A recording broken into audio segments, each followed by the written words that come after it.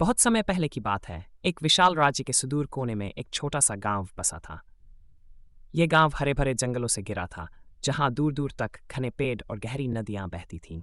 यहाँ के लोग सरल और परिश्रमी थे, लेकिन वे एक समस्या से बहुत परेशान थे। एक लड़का जिसका नाम अर्जुन था। अर्जुन की एक बहुत बुरी आदत थी। वह हमेशा झूठ बोलता था। वह लोगों को परेशान करने और ध्यान खींचने के लिए तरह तरह के झूठ बोलता रहता। लेकिन गांव वालों ने अब उसकी बातों को गंभीरता से लेना बंद कर दिया था। जब अर्जुन ने रच दिया बड़ा षड्यंत्र। एक दिन अर्जुन को एक मजेदार शरारत सूझी। वह हाँफते हुए गांव के बीच पहुंचा और जोर जोर से चिल्लाने लगा, बचाओ बचाओ, जंगल से एक खूंखार सिंह आ गया है, वह सबको मार डालेगा।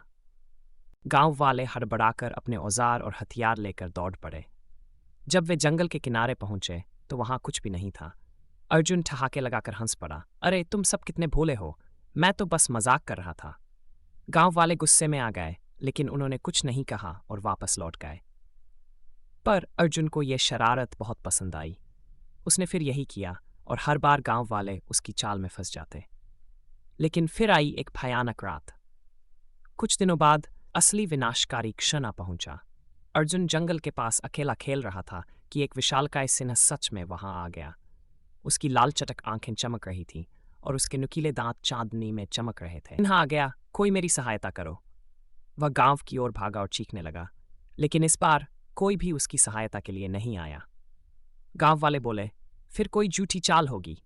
उसकी सांसों की गर्माहट अर्जुन की गर्दन पर महसूस हो रही थी।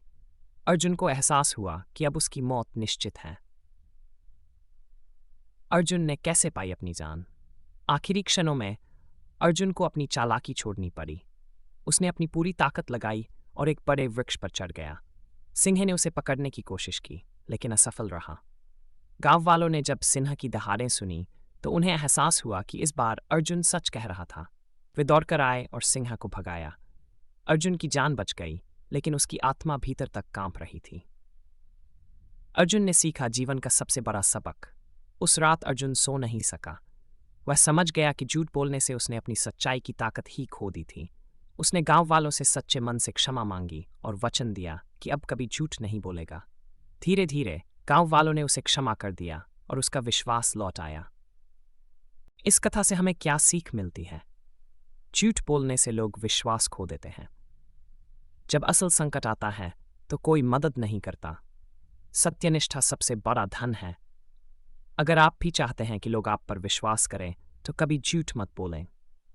ऐसा वीडियो देखने के लिए चैनल को सब्सक्राइब करके जाना।